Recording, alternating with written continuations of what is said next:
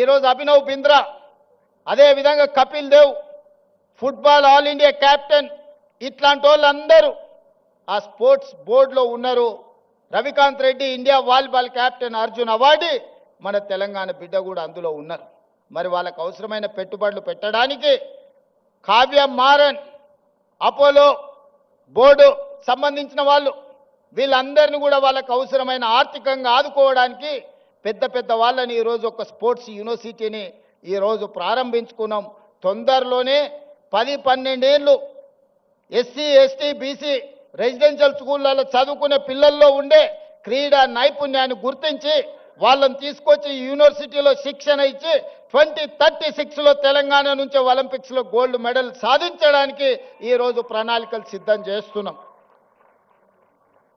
ఇవన్నీ తెలంగాణలో ఉన్న వెనుకబడిన వర్గాల కోసం, పేదరికంలో మగ్గిపోతున్న మా మిత్రుల కోసం ఆలోచన చేస్తున్నాం.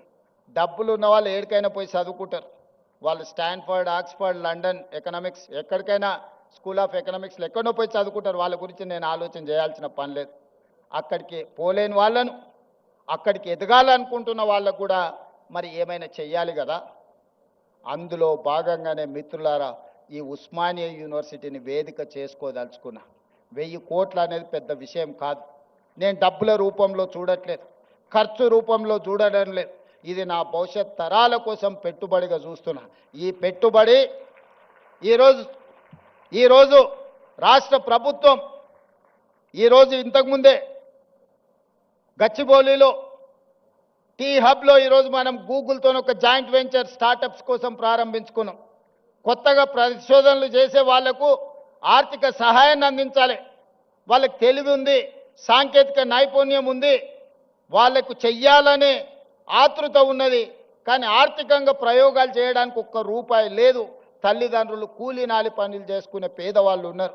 వాళ్ళ పిల్లల కోసం ఇవాళ స్టార్టప్ ఫండ్ ఇప్పుడు అక్కడి నుంచో ఇక్కడికి వచ్చిన 1000 కోట్లు ఈరోజు పరిశోధన చేసే తెలంగాణ యువతకు అందించాలని అక్కడ ఒక గొప్ప ఆఫీస్ పెట్టి ఆ పిల్లలకు అక్కడ ప్లేస్ ఇవ్వండి, వాళ్ళ పరిశోధనలకు డబ్బులు ఇవ్వండి.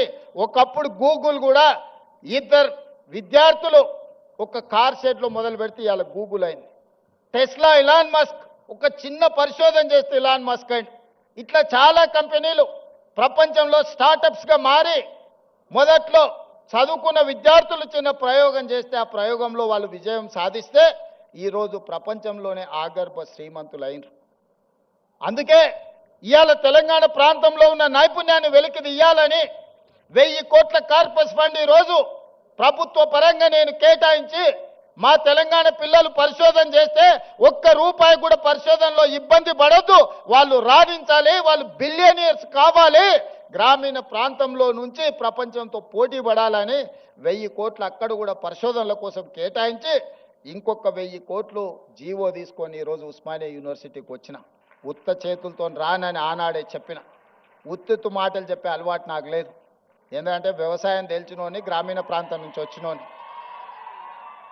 మన చేనుకు ఏ పురుగు వాడితే ఏ మందు కొట్టాలో ఏం ఎరువేయాలనో తెలిసినోని, తెలంగాణకు పట్టిన చీడను పీడను ఎట్లా వదిలించాలో నాకు బాగా తెలుసు. వాళ్ళు అనుకుంటుండొచ్చు ఎంగిల్ పీస్ రాదని.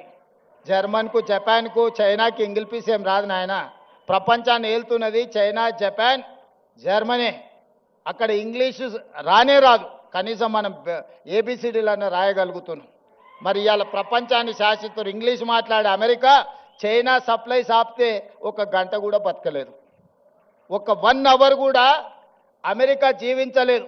అమెరికా ఎంత అప్పు ఉందంటే చైనాకు, వాడు నా అప్పు మొత్తం కట్టడానికి వంగబెట్టి బండ పెడితే మొత్తం అమెరికాని చైనాకు అప్పచెప్పాల్సి వస్తుంది. వానికి ఇంగ్లీష్ వచ్చా? జపాన్కి ఇంగ్లీష్ వచ్చా? జర్మన్లో ఉండే ప్రజలకు ఇంగ్లీష్ వచ్చా? మా ఈడ ఉండే యువమిత్రులు కూడా ఇంగ్లీష్ రాదు అనేది ఏం పెట్టుకోకండి, అదేం పెద్ద విషయం కాదు. మనకు మానవత్వం ఉండాలి, మనకు మనసు ఉండాలి. ఇవాళ రాష్ట్రాన్ని నేను పరిపాలిస్తలేనానే మంచిగా 2 ఏళ్ళ నుంచి మీరే చూసారు కదా.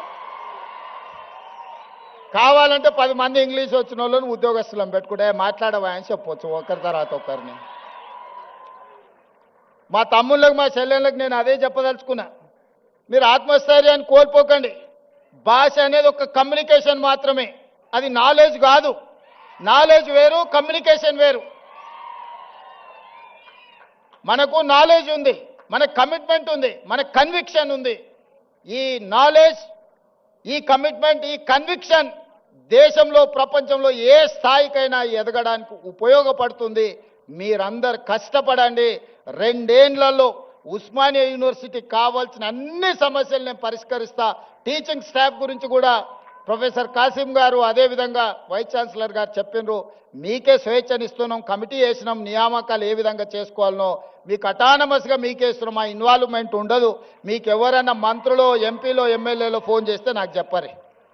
మీకు ఏదైనా పైరవి పట్టుకొని ఎవరైనా వస్తే నాకు చెప్పండి. వాళ్ళు ఉద్యోగాలు ఇప్పించుడు కాదు, పైరవి పట్టుకొని వచ్చిన వాళ్ళ ఉద్యోగాలు ఊడదీసే బాధ్యత నాది. నేను చెప్పను. ఈ వేదిక మీద నుంచి ఆర్ట్స్ కాలేజ్ ముందే మీకు మాటిస్తాను. మీరెవరు వైస్ ఛాన్సలర్లు అయిన వాళ్ళు మీకు కూడా తెలియదు. మీరు వైస్ ఛాన్సలర్లు అవుతారు. అవునా కుమార్? ప్రొఫెసర్ కుమార్ గారు మీరు చెప్పండి, మీకు తెలుసా ఆర్ట్స్ కాలేజ్ అవుతారని? టీవీలో చూసుకున్నారు కదా. గంటా చక్రపాణి గారు ఇక్కడనే ఉన్నారు. వాళ్ళు వైస్ ఛాన్సలర్లు అయింది కూడా వాళ్ళ టాలెంట్ను చూసి, వాళ్ళ కమిట్మెంట్ను చూసి వాళ్ళైతే వీటిని సరిదిద్దుతారని ప్రభుత్వం వాళ్ళని వీసీలుగా నియమించింది. వాళ్ళ యొక్క శక్తి, వాళ్ళ యొక్క సామర్థ్యం, వాళ్ళకున్న ఆలోచన ఇవన్నీ వాళ్ళని వీసీలను చేసింది. రేపు కూడా ఇదే విధానాన్ని మీరు అవలంబించండి. నో పొలిటికల్ ఆబ్లిగేషన్, నో పైరవి. ఎవరిని కూడా ఎంత వారున్నా కూర్చోబెట్టి కాఫీ ఇప్పించండి. మా ఎంపీలో, ఎమ్మెల్యేలో, మంత్రులు వస్తే మర్యాద ఇవ్వండి. మర్యాదలో లోపం చేయకండి. ఛాయ్ తాగిపించండి, మధ్యాహ్నం వస్తే ఇంత భోజనం పెట్టండి. కానీ ఓ టీచర్ ఉద్యోగం మాత్రం ఇవ్వకండి. ఒక టీచర్ ఉద్యోగం పైరవికారుడికి ఇస్తే రాబోయే 35 ఏళ్ళు 8,000 మంది పిల్లల భవిష్యత్తు వాళ్ళు చెడగొడతారా? ఆ అధికారం మీకు లేదు, నాకు లేదు. పిల్లల జీవితాలతో చెలగాటమాడే అధికారం మీకు లేదు, నాకు లేదు. చదువు చెప్పి పిల్లల సమస్యల్ని పరిష్కరించి వాళ్ళని తెలంగాణ సమాజంలో ప్రయోజకులను చేసే వాళ్ళను మీరు సిబ్బందిగా నియమించుకోండి. మీకు కావాల్సిన సహకారాన్ని అందించే బాధ్యత నాది. ఈ ఉస్మానియా యూనివర్సిటీ తెలంగాణకు గుండెకాయ. గుండెకు జబ్బొస్తే మనిషి పోతాడు. తెలంగాణలో కూడా ఉస్మానియా యూనివర్సిటీకి సమస్య వస్తే ఆ తెలంగాణ సమాజానికే తీరని నష్టం తీసుకొస్తుంది. తప్పకుండా ఈ ఉస్మానియా